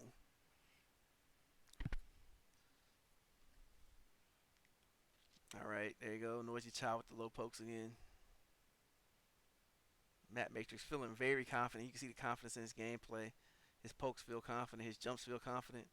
But his anti-airs weren't confident, because I'm pretty sure he could have canceled that. But that's a little advanced. Okay, jumps over that's again, Jubei has a lot of fireball because his fireballs are really fast and have strong startup, but they have a lot of recovery. So like in strings or in random places in neutral, if your opponent jumps over them, they might have enough time to actually hit you and combo you, as we've seen several times in this set. Catches him with the throw. Now he's cornered. He backs up to catch the roll, but I think he backed up a little too much there. At least, to keep his corner pressure. Now we're back at neutral, and he lost the corner. So, and Noisy Child is sticking enough in this. Is hanging in there enough to like whittle him down to the point where he has him in kill range. So here we go. Both players are just kind of poking at each other. No one really wants to commit to anything. And he goes ahead and just does the burst because he doesn't want to die in round 1. And again, as I explained earlier, round 1 bursts are dangerous for this reason. So now he's lost. So now he has to win 2 rounds without his burst. So that means if his opponent grabs him in a critical moment, he can't burst. It means he doesn't have weapon flip. It means he doesn't get rage power for Jubei, who's pretty good in it. It makes him better. It makes a good character even better. He doesn't get escape the combos. He doesn't get Eason. So now he gotta survive 2 rounds like that. While Matt Matrix can burst at any time. So even if he loses this round, Matt Matrix can still bring it back with a high damage move. I don't know. Okay, so I don't know if this is an error. Okay, never mind. So he had to deflect out before Jubei jumped. So never mind. So it looked like he was deflecting in response to the jump, but he'd already had it in his mind to look for a poke, and it just so happened that Noisy Child jumped instead. So Noisy Child is, you can see him picking apart his opponent's patterns here. He just doesn't have like the optimal stuff to go behind it. Now Matt Matrix get another DP combo. Both these guys just dodging. So I think I just see them kind of. I don't want to say mindless, but I feel like when they're dodging, they're not particularly looking for something in particular. They're just like, I don't want to get hit, and they're not thinking about the actual what happens when you whiff. Because Matt Matrix has been punishing him a lot. There's a deflect, throws him out of the DP, and because you don't have your rage, you got to take that weapon flip off the throw and off the game and off the set. So Noisy Child is out, and Matt Matrix makes it one more round. Bleh. So we're gonna go to Pain Bot versus Alpha Letter Soup. So Alpha Letter Soup was the Ukyo we saw dismantle Feeling Myself, who was also a Tam Tam player. So Painbot has only played one Fu in his top 8 so far, but he's typically known at currently as a primarily a Tam Tam player. So we'll see how he plays differently from Feeling Myself. So you already see him being much more generous with those light and medium pokes. And you see him checking his ankles preemptively. Because before Ukyo gets in the range of his overhead, you shouldn't give him too much exposure to your ankles if you can avoid it. So now he's just taking some space, throwing some skulls, keeping him guessing. So like he hasn't gotten hit by the slide once, and he got an unfortunate trade there for him. So Alpha Letter Soup has driven him to the corner at this point. And even though he took that overhead, he's still in a very good position health wise, and he's definitely in a good position corner wise. And Alpha Letter Soup very smartly was looking for that backdash. I mean forward recovery. Excuse me. I don't know why I said backdash.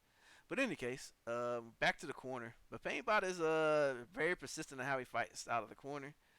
And now that he's shown that he's willing to deflect the far light slashes and the far medium slashes, Alpha Letter Soup is now putting out the deflects. And then Painbot immediately responds with his down heavy sweep. Alright, goes for the classic throw combo. Gets the C off the block Subami. Painbot had a lot of insight to see that. Not quite in range for the sweep. Never doesn't get punished for it.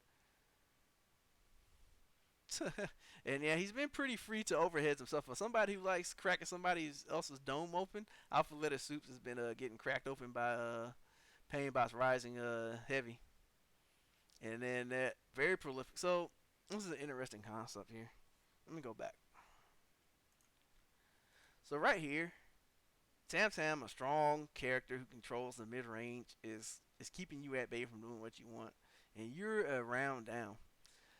I don't see any reason to take this. Now, Tam Tam's not the highest damage character, but you should probably consider bursting, right? But again, it's not particularly invalid to not burst here. It's just questionable, at least in my eyes, that you're gonna try to pick up your weapon against this neutral control beast called Tam Tam while you're around down. So you're betting that you're not gonna take that much damage trying to pick it up. And then here comes the Pagana setup where he pushes you off your sword with the heavy version. And it's hard to punish when you're not armed. And he just runs into the C, but luckily the second hit of C has that huge dead zone to it. And I guess Painbot is nervous there, so he's dropping his combo. And since he dropped his throw combo, Alpha Letter Soup is able to pick up his weapon. So he wasn't able to pick up the weapon through sheer, play. His opponent had to mess up, so the gamble worked out for him. But if he hadn't messed up that throw, he would have took a lot of damage to pick up that weapon. If he would have even picked it up. But it worked out in his favor, so we'll see what Alpha Letter Soup does with this. Alright, gets the throw combo, gets him in the corner. Back tech. Catches him sitting down. And you see kind of pain by alternating between high and low guard just to kind of throw him off. And now he's just kind of backing up, poking again. So now, Alpha Letter Soup is in a critical position. Like right now, he probably should be thinking about, should I burst or not?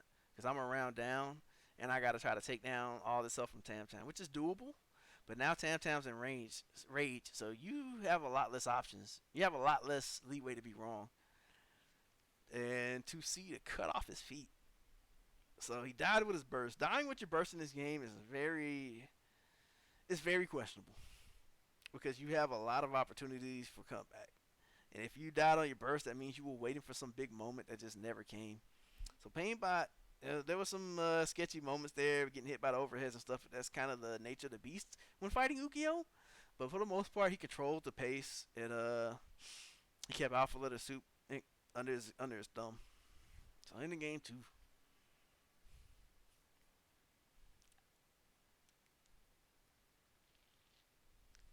All right, back to poking. 2C. And I don't know if Alpha Letter Soup, he doesn't seem to know to punish for that. And that's critical versus Tam Tam, is that you got to be able to punish that. So whenever you catch him slipping, you got to be able to put punishes on Tam Tam whenever. And you got to challenge him. And you got to be willing to put out the teeth. Like you got to exploit the character's weaknesses. Because if you play like this back and forth mid range game, you're essentially losing. Which is why a lot of characters will get jump ins. They'll jump at those ranges. Uh, Yukio, he has his own options, and plus there's the universal options of deflect. Now you see one of those options, which is trying to slide in behind or before a poke comes out, and Painbot just runs into Tsubami Gaishi, getting hit by the lows. So here's the mix-up. He does the regular overhead. I don't know if that was a mistake or what, but in any case, Painbot is just getting hit doing anything. You see that counter hit just lighting up the screen. It's about to get like permanently stuck on that screen. And he does like an actual rising jump B or an instant overhead. This character has a lot of overheads, but I don't know if those are the ones you want to be using. But in any case, he gets the job done. So Alpha Letter Soup up around. And so Painbot going back into more aggressive poking. And so some of his pokes, like the 2K and the I should say down, the crouch kick and the standing light slash, those are actually unsafe on hits. And for the light slash, it's actually more unsafe on hit than it is on block. So right there, he can't respond. He could possibly even punish if he has if he knew about it. Because I'm pretty sure his Sabami Gaishi would have reached, or at least hit a lingering hurt box or something. That's something that he as the Ukyo player needs to lab. But in any case, he's just kind of getting just pelted away. He managed to get a Tsubami Gaishi, so now at the point where he can turn it all around, but his momentum is immediately stopped. But he gets another one and another opportunity. But Painbot just like putting the pokes in all the right places. And you can just kind of see the frustration. Like he just did that kind of raw because he's just trying to catch Tam Tam, and then you can just kind of see the moment where a player gives into their frustration. And so he's just running in any and every poke. When usually the answer to those situations is to calm down, but sometimes they'll throw you. But sometimes you got to take that throw and calm yourself down. But in any case, Tam Tam in control. Alpha Letter Soup looks shook, and Painbot is appropriately taking advantage of that.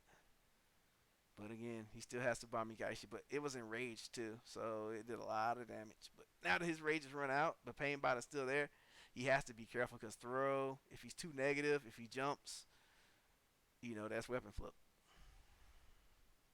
And then you see Painbot looking for that throw, but he got hit instead. I wonder if that's backdash was supposed to be Tsubami, but he messed it up. Or didn't get, because if you mess it up, sometimes it won't come out.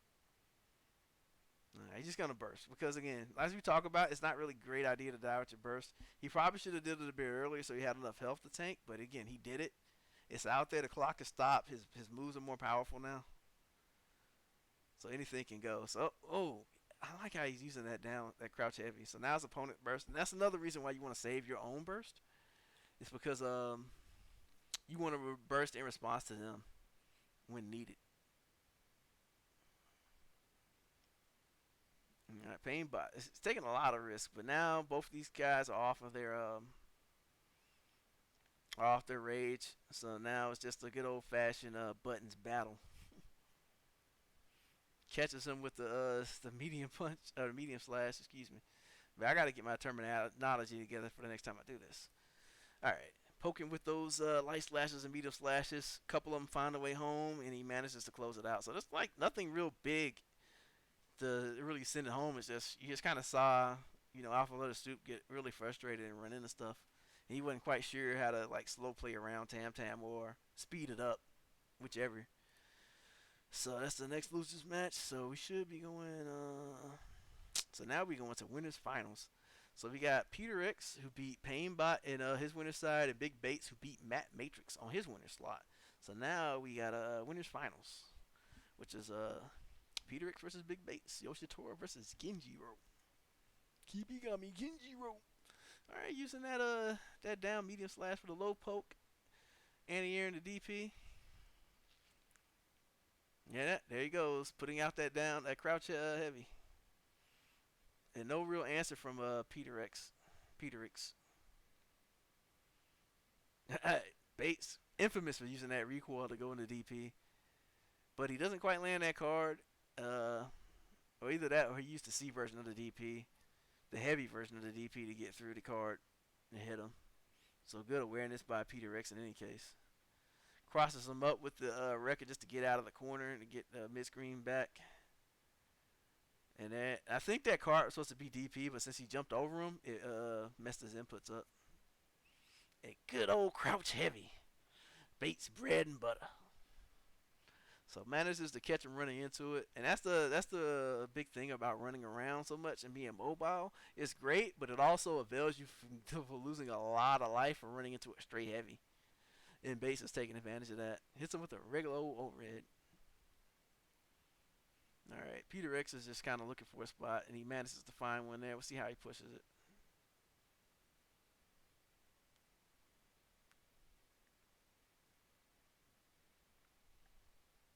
Rekka. All right.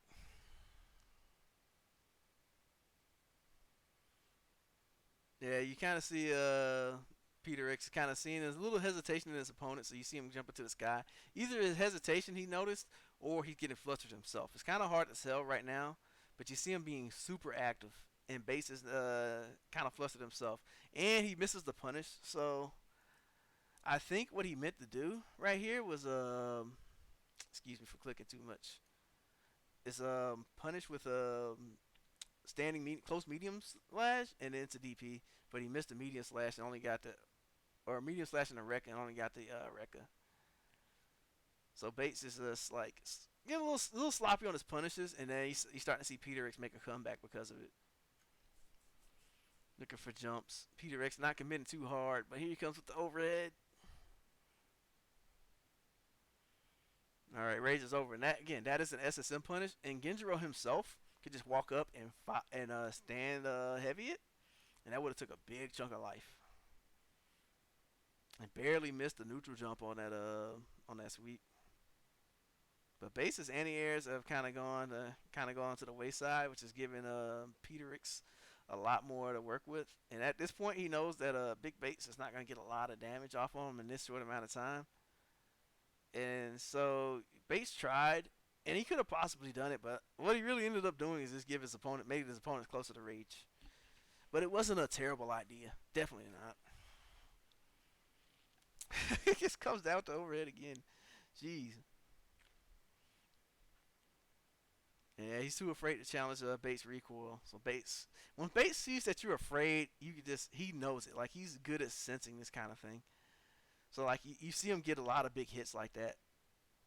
Because if he hadn't bursted, I'm pretty confident he would have just gotten hit by that Rekka. So Bates is very good at seeing a player's tendencies and their emotional state and taking advantage of it. Like when you get to that moment where you're trying to cool down, then that's when he goes for the command grab. And in this case, he dodged the throw.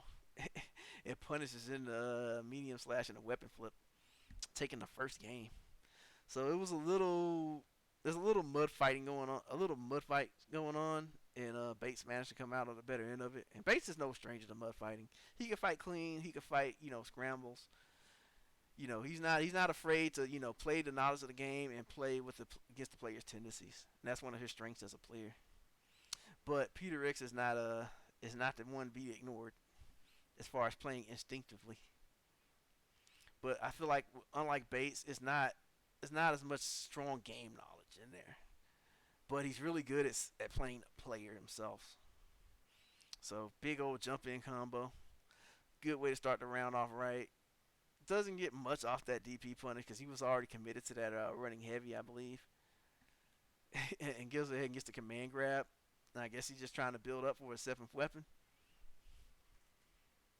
I wonder if they're gonna put a UI with like all the flowers across on top of his rage bar. Let him give both the guys a physical indication of where he's at. That'd be cool. But I guess that's a mind game in itself, and you not knowing. But in any case, Bates noticed a jump in coming, and he manages to DP him out. And again, Like Bates is kind of cooled and calmed himself down, and he's just trying to look for Peter Rex's habit of trying to force himself to jump in, force the game to get started with a jump in. And so now he's got to cross up with the Rekka. So he manages to calm him down long enough to get the Rekka going. But Peter Rex is not to be completely taken off guard. Okay. So I guess he suspected that jump in to hit with the weapon flip, and I don't fault him, but it didn't work. So he got a C for a heavy for his troubles, and now he's tied for the round. Base coming down with that jump C. I keep mixing up C and heavy, and then you excuse me. I'll try to keep it consistent. Oh, catches the dodge with the heavy DP. This is not a big amount of damage, but he just shows him that he's looking for a lot of this stuff. Like when Bates sees what you're doing, he really sees it. Backing away from the card bounce, trying just to get back some neutral and calm himself down. Seeing how he wants to get in there. He got in there. He got the corner push. Okay. Let me show you something right here. Oh, excuse me. So let's go back to that moment. I went back a little too far, but we're gonna play to that moment. So after this hit, you can just hold up. Like there's nothing keeping you there. He's not gonna snipe you out of the air. In fact, let me see. Actually, I'll make a video about it later. I don't want to make this go on too long. So, anyways, Bates had to punish, and even if you miss, right? Even if you miss, Yoshitora's what is that? That was definitely the heavy version. But let me find Yoshitora's frame data real quick. So yeah, it's negative 18 at the least. So I'm pretty sure Genjiro will get the down heavy.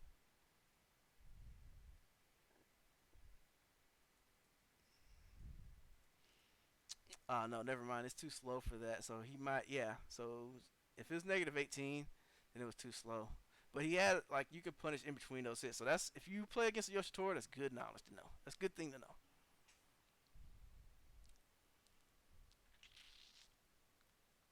All right. So he hits him with the good old SSM after the deflect, and now he has the seventh weapon. Base wasn't ready for it. I don't know if he gave up or he was holding up or he tried to pick up his weapon, but in any case, he got cut in half. So 1-1.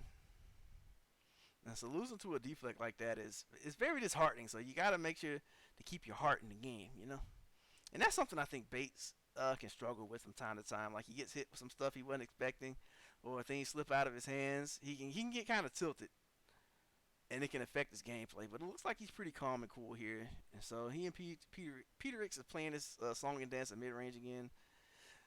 You know, Bates putting out cards and down heavies, and Peter Ricks trying to jump heavy and auto guard, and sometimes the jumping quarter circle forward slash over Genjiro.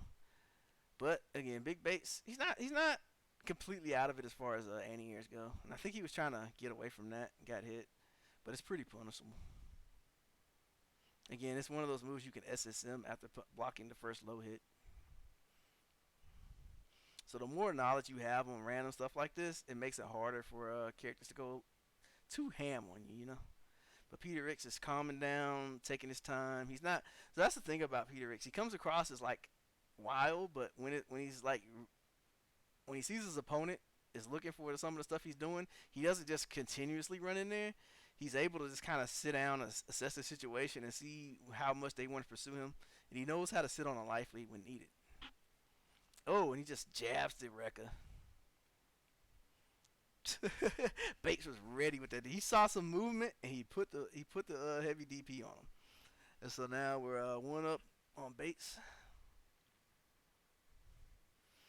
All right. Just yeah, he's not committing too hard. He knows that the cards are there. He's just trying to pick his point. So Peter X is a pretty calm player for the overall game plan in that sense. And now he's just kind of picking Bates. Bates seems to not want to calm down when he gets knocked down. You can see where he gets anxious and he just starts getting hit by a bunch of stuff. Oh, and that right there was tragic. I'm pretty sure Peter Ricks went back to jump again. and he just happened to get hit by the standing kick. And since he got air reset, he got the SSM. He's not gonna have the seven sword though, because he's going in the next round and it's going to reset. But again, second time losing to SSM, so it's just gonna see if base has gotten shook at all. Looking for those jump C's, jump heavies. Again, very passive. Peter X trying to see just what if this feels like he's trying to see how frustrated Bates is or isn't. But you see him committing the heavy things himself, so he's not completely calm out there. He's willing to look for something. Jumps into the card. You see Bates just gradually shoving him into the corner, not committing too hard himself. He's just backing up, trying to see if he can get his opponent to whiff something or commit to something. And Peter X has been a good job of not going too high committal when he sees his opponent looking really heavily for it. Instead, he's just kind of playing the song and dance around with Bates. Makes it under the jumping, like just barely. Bates comes in with a cross up Rekka. Crosses him up again for a reset. Alright. Pops him on the dome with jump heavy. Jump back heavy. Alright. Let me look up the frame data for that. 1 second. So Yoshi Tora.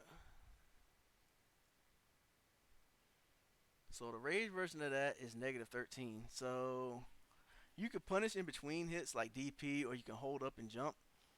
I don't know if you'll punish it on time, but you can jump out of it. But yeah, you can't put a C on that. So that's just Bates not knowing punishes there. Alright. Double rage explosion, so it's anybody's game at this point. But that was the actual punish on the overhead, I believe. I don't know if it has counter hit recovery. Oh no, I think he did something after the overhead. Then he tried to push like a light slash or something. In any case, Peter X hits the E-Sin and gets in the game too. So 2-1 in winners finals.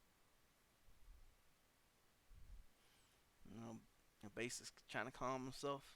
Peter X looking like a stone statue over there.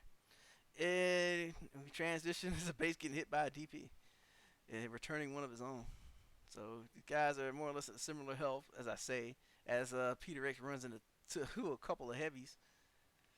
Looking for the deflect there. He doesn't generally look for deflects in neutral, but he does it enough so to show the base that he sees the C buttons as he's dying to. And again, mispunish. That's the story of this set, is just a lot of big mispunishes from Bates. And his opponent just taking ultimate advantage of it. Of his lack of Yoshi not punish knowledge, as you saw with the 2 deflects earlier.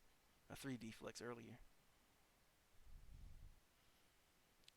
So the air reset almost cost Bates everything, but luckily Peter X was a little too anxious to hit a button. So even though like Peter X is behind, they're both more or less in the same position as that. Neither one can get hit.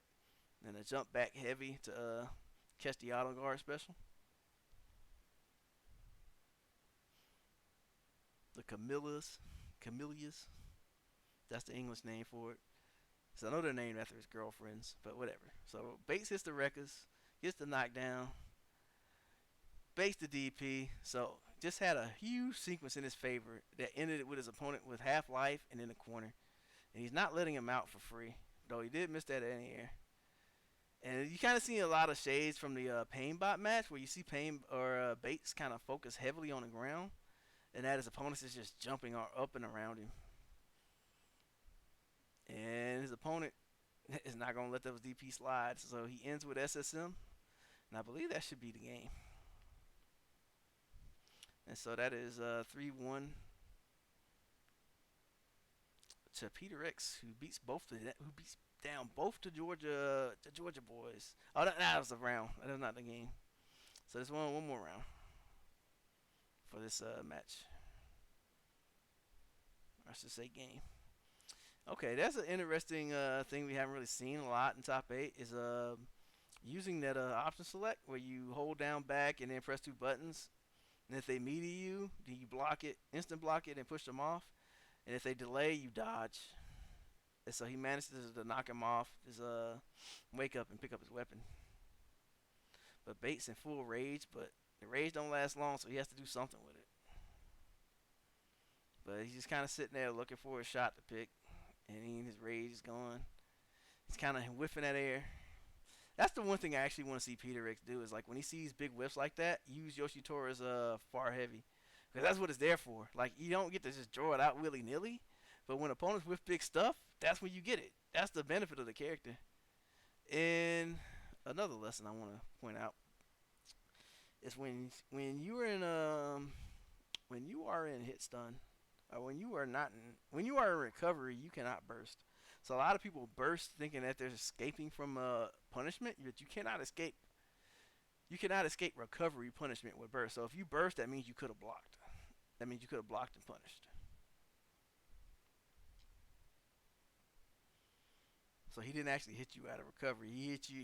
He was late on the punish, and he hit you after he recovered. So that's 3-1 to Peter X putting Bates down to losers finals, and so now we're down to losers semi, which is Painbot versus Matt Matrix. So we should be getting a Tam Tam versus a Howard Morrow match.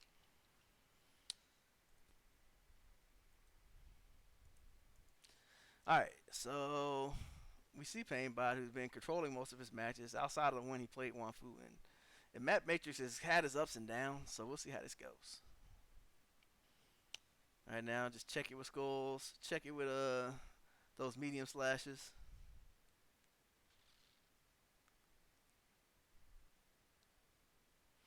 And the Painbot Classic. So Painbot plays against Bates a lot and other players, so he knows how to see those fireballs and SSM them.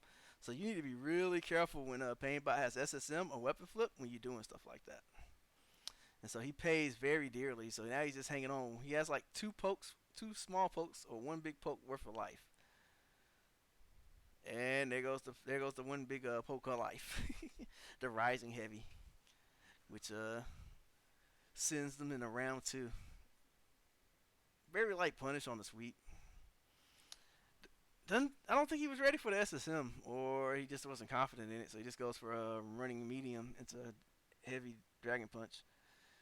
And that's why you don't jump at rage Tam Tam. And so now he's going to use the Pagana to take the space. And he decides to sit on the sword. So you can sit on the sword or you can bring it off screen. And so in this case, he manages to punish him for picking it up, but he wanted to camp the sword and punish him for trying to get to it. He manages to make it over a poke. So Matt Matrix isn't out of this yet. And he still has rage if he wants to use it.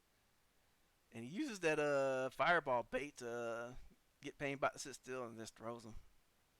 Misses the rising jump heavy. But he wasn't in range for the throw, so now he's dead. So he was making a really good comeback, and it just kind of slipped out of his hands.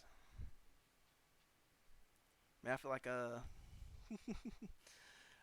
this has been going on for a while, so I'm a little overwhelmed. All right, we're gonna roll into the next match. Went a little too far. All right, game 2. All right, good old fashioned crouch heavy. Matt Matrix you can grab. Matt Matrix is a big fan of grabs and paint. And I said Painbot, but Tam Tam's not really huge on grab punishes anyway. It's not like he's gonna dodge SSM you like the rest of the cast. He's just gonna put a C on you, or if he has weapon flip, that's when it's dangerous. That's when his punishment game gets immensely dangerous. But for the most part, he's not. He's just gonna hit you with a C, and if you got enough health to tank it, it's not the worst thing in the world as far as the risk reward goes. You just can't do it over and over again. That close C. Close heavy. Alright. Trying to poke with that light slash. And Matt Matrix is not sure how to find his way in. He ventures in a little too deep. And I like what Painbot is doing. He's getting his opponent really used to the range of the light slashes. And then like just barely inviting them into down crouch heavy range to sweep them. It's actually pretty cool to watch. So just tosses out to see how active his opponent was, and he got hit. And again, jumping at rage Tam Tam is not a great idea. And he uses the heavy Pagana, the sword spin, to push his opponent off the sword. and he tried to pick it up, or no, he tried to do something, and got hit, and then Painbot just hit him again. So it's a pretty quick 2-0. Matt Matrix didn't seem like he had very much Tam Tam experience, because if you're holding up versus Tam Tam when he's enraged, I don't know, you either don't have Tam Tam experience or your Tam Tam experience is lacking.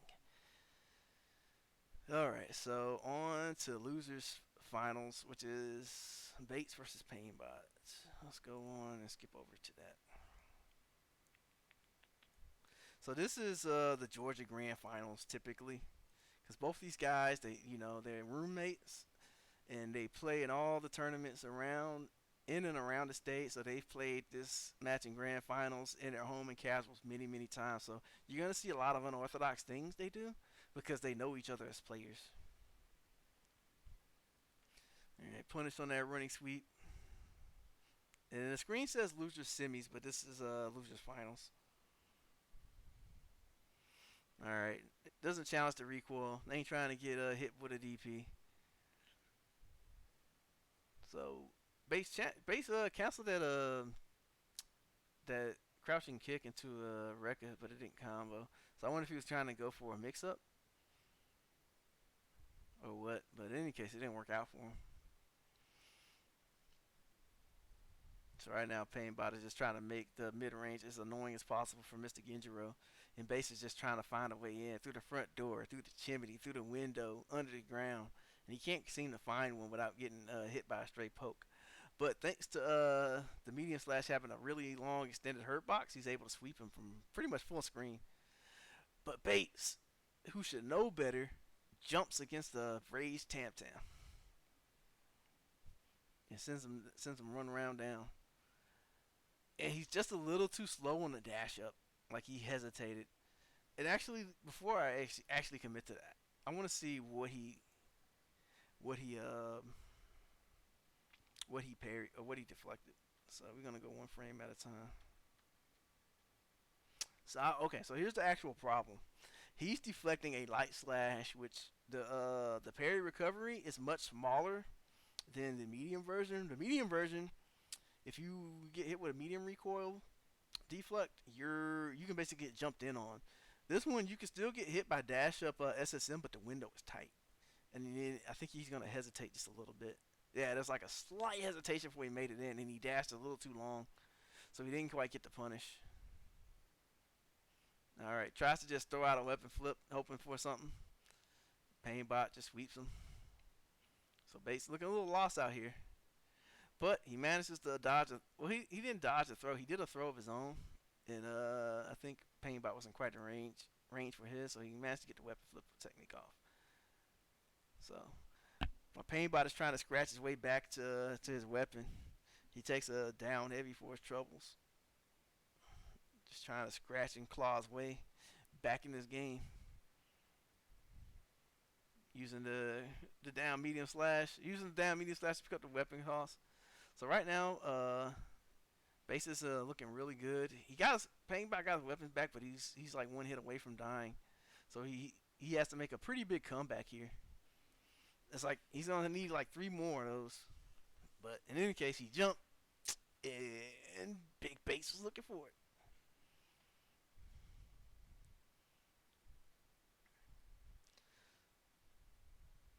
So yeah, you can just kind of see like right out of the gate, it just feels like Bates has a lot of frustration just knowing that he's gonna have to deal with Tam Tam, and he's just doing what he knows. And so like you see him putting out that.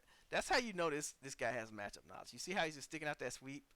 It kind of shows that what he did in that last round where he got the knockdown was not a coincidence. That he knows Tam Tam, and that he knows where the hurt boxes can end up. And right there, he had the right spacing, but he hesitated just a little bit too much to get that jump in off the sweep. So you can just tell he's standing at a place where he knows where Tam Tam whiffs can be dangerous. Certain Tam Tam whiffs can be dangerous, where he can get his deflects off. And he's not playing too much in the range where he can just get poked down like 20 times. Like right there, you see him just picking his spots, trying to see what the poking pattern is and trying to land his jump ins. So like he's the guy who knows Tam Tam.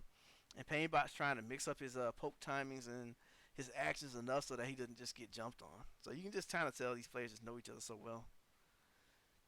So he dodges the throw, and Bates should know better on that one.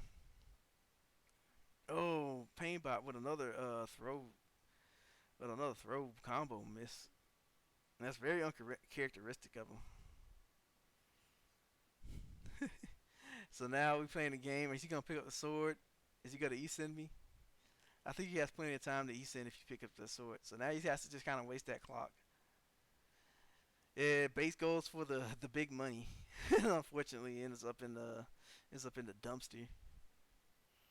I guess he was expecting a weapon toss, but even if he was expecting a weapon toss, with the way Tam Tam's health was, he didn't have to go that far.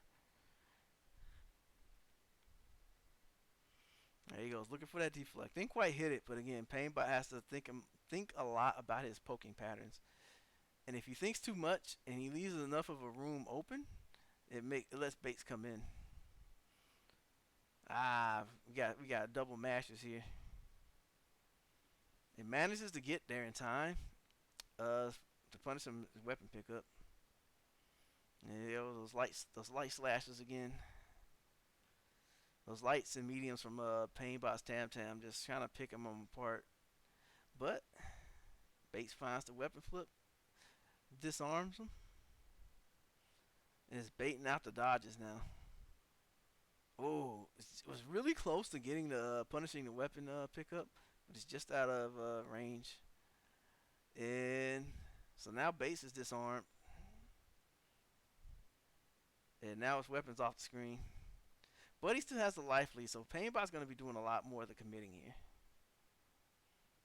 So now what Painbot wants to do is even it up or get the life lead himself, so he can make Bates' decisions a little bit harder for him. Because right now Bates is just kind of gradually picking away at him. He's not going too far. He's not putting himself at too much risk. But I guess he wasn't quite sure that he wasn't aware that he was still in a down crouch heavy range, and he got his feet chopped off. Nowhere else to say it.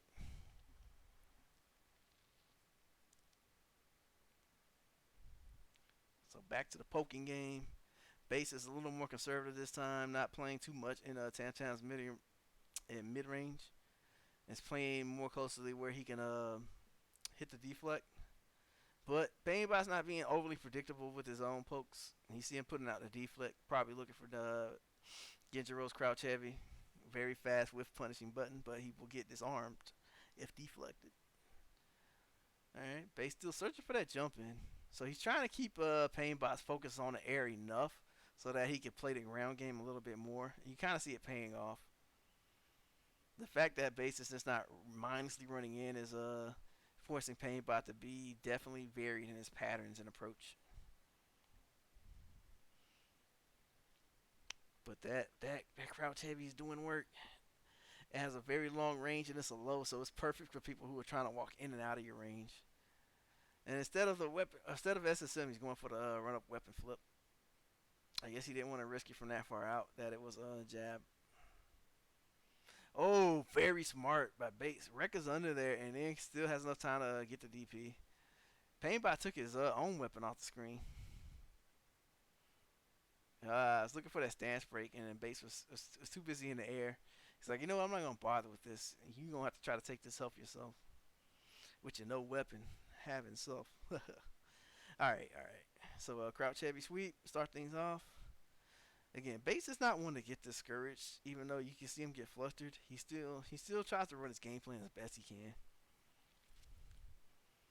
He's still looking for that opportunity to come in over a poke. And he's not quite there, but once he makes it in without getting anti-aired, it makes it easier for him to stay out of Tam Tam's control.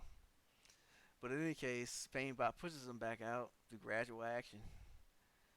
Oh, very smart to try to catch the dash, but he's gonna go ahead and burst so he doesn't lose his weapon. Bates looking real confident with those jumps. All right, Painbot gonna.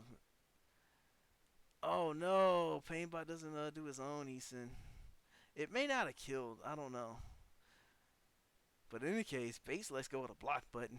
And he's down 2 games. Because he blocked the first hit of that. But I guess he just thought it was over. Or he tried to just defend it. In any case, He whatever happened, he got hit, and now we're in game three of losers finals. So back to poking, back to poking.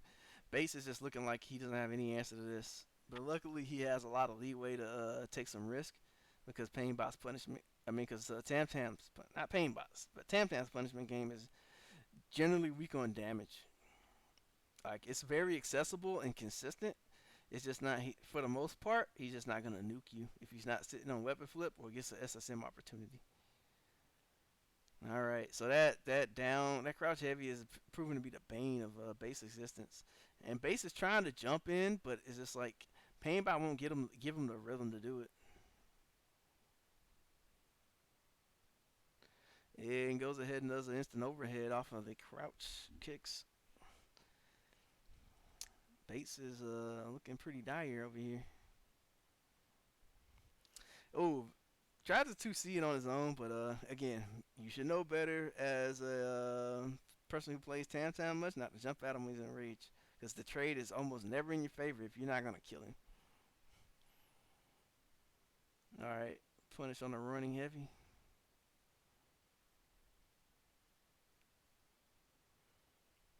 Alright, punish, blocks all three records. Only gets the C punish, but it's still a punish. Alright, dodges the throw. Oh man, okay. So this is the thing to know about Tam Tam. This is the thing to know about Tam Tam. That right there, the actual hot back for that kick is invincible. So that's why he beat the Eason. So at this point, I'm pretty sure Base's heart is just broken. So but even if it's broken, he's managed to hold on to even just a little bit to put that DP on him. And he still has the wherewithal to put the jump in. And now he's just trying to take it any way he can because he knows that this is the last game of his tournament life. And he uses that invincibility to get out of the corner. So that's a move Tam Tam players won't think too very highly about. But there's definitely value in it. And Bates is scrambling around. He's just trying to do anything. And unfortunately, he lands on the skull. And that's his tournament life out in third place. And so Painbot's going to grand finals versus Peter X, the Yoshitora. So let's go ahead and hit that. So this will be the last set of the tournament. So Tam Tam versus Yoshitora. So before in the first set, Painbot chose Wanfu. So now he's going with going with Tam Tam, who immediately eats a jump heavy into a big combo and is now just getting mixed up off of wake up. That was ambiguous. I didn't block that. And so Peter X is going to start things out with just a perfect. So Painbot is hopefully he still has his head in the game because that was a very strong start from Peter X. I didn't even need to describe it or go over it. He landed the jump in and then he mixed them up. Like there's nothing much you can say about that. So Painbot getting back into his poking patterns. He's trying to stay out of range of Yoshitora's more dangerous tools. Yeah, puts a punish on the overhead.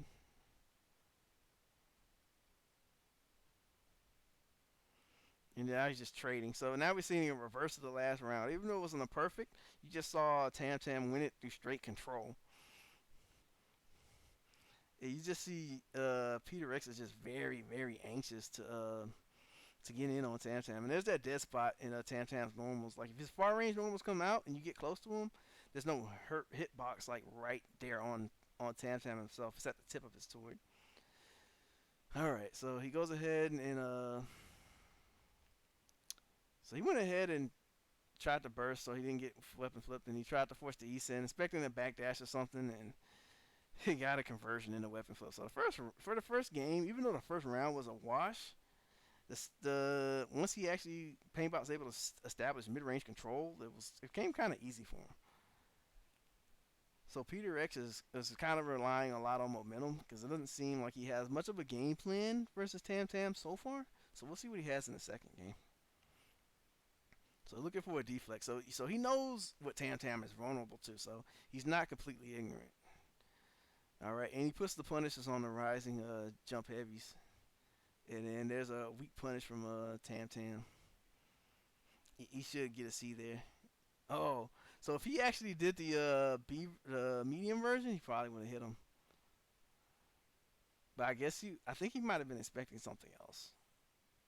But in any case, Peter X is trying to establish that jump in, and then you see Painbot using that crouch medium slash to anti-air whenever he can, and he's trying to see how much in sweep range Peter X is in.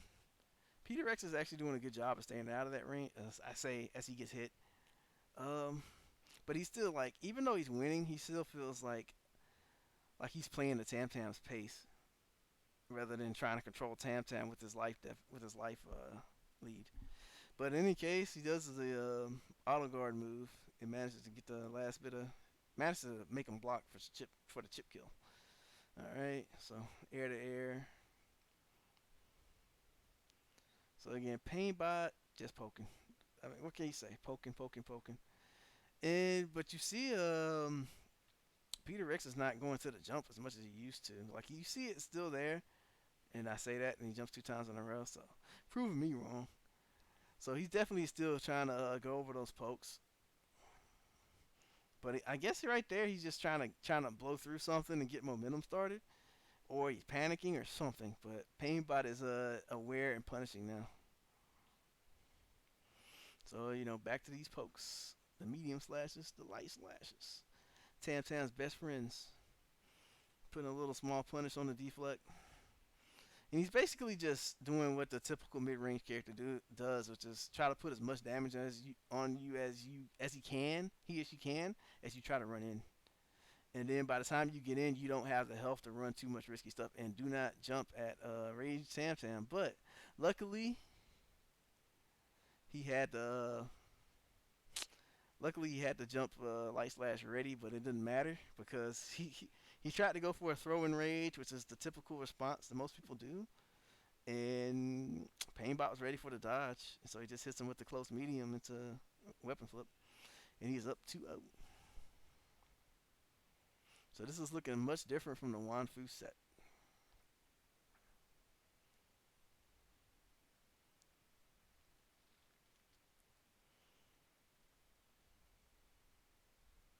All right, uses the auto guard to go through the skulls, but he did the medium version, which makes the attack comes out, which made him punishable instead of at kind of a neutral state. There we go, poke, poke, poke. Oh, comes in with the running heavy to punish the crouch heavy sweep, and then gets the throw into the weapon flip. Gets a nice chunk of damage off that whole sequence, but Tam Tam gets a couple of punches in, scratches in. So both these guys are looking in kind of in a similar boat. And I guess he got a little overexcited and just ran into that. And again, no jumping at Rage Tam Tam. You gotta be careful. Alright, gets the running heavy to get to punish him for the weapon pickup. So he got his weapon back, but now he's below half life. He's got rage though, but Yoshitora rage is oh, I guess he missed his SSM, which is gonna be that's actually pretty tragic. So nerves might be on Peter X's side at this point, and you just kind of see like Painbot being really uncomfortable to being really confident after he just sees these exchanges and comes out on the better end of them. So that was a quick 3-0, and now he's reset the bracket like pretty quickly. So taking his drink and going back into the next set. So now Peter X is also in losers. Let's see if he can make some adjustments to Painbot's Tam Tam. Now he's just trying to go for some light pokes of his own. Goes over the skull magnificently. Gets the knockdown, but again, it's a heavy price to pay on that move if blocked. For not, and it definitely does not match the reward you get for hit generally. All right, throw punish, running heavy, knockdown. Now we're just bullying with pokes. And you just see Painbot is just like his confidence is just growing by the second, and it feels like Peter X's confidence is draining by the second, like he's doing a Space Jam, sucking away his powers and confidence. All right, rising overhead. And since he was crouching, his hit stun was a lot longer, so he couldn't really follow it up in anything. And so he doesn't really know the ranges he wants to play in. And even though he presents deflect within Painbot's actual poke range. Against Tam Tam, you can present deflect outside of his poke range, where the pokes won't reach you, but you can deflect them. And since Yoshitora has a dash type SSM, it works out in his favor. And he couldn't damage it because he couldn't cancel that because that hit whiff, the third hit whiff and the fourth hit. In any case, he has the corner now, so he's looking a lot better than earlier games. So he needs to, if he ever sees this, Peter X needs a punish on crouch heavy, which I think is quarter circle forward slash with Yoshitora at the bare minimum. So, but he has Painbot on the ropes now. So, oh no, he went a little too hard. He went a little too hard, and now he's kind of throwing away his life lead because he's overly anxious. Like even though he has the life lead and Painbot has to come to him, he's just so anxious, and he ends up dying with burst, which is something he usually has not done. So you just kind of feel him slowly slipping. I wouldn't even say slowly, moderately slipping out of his element. His comfort is just draining, and he's not quite sure what to do. Because even though he was in control of that game, he was just so intent on getting in on Tam Tam because he was getting poked at that he lost a second game that he was winning to that point. All right, gets the running heavy.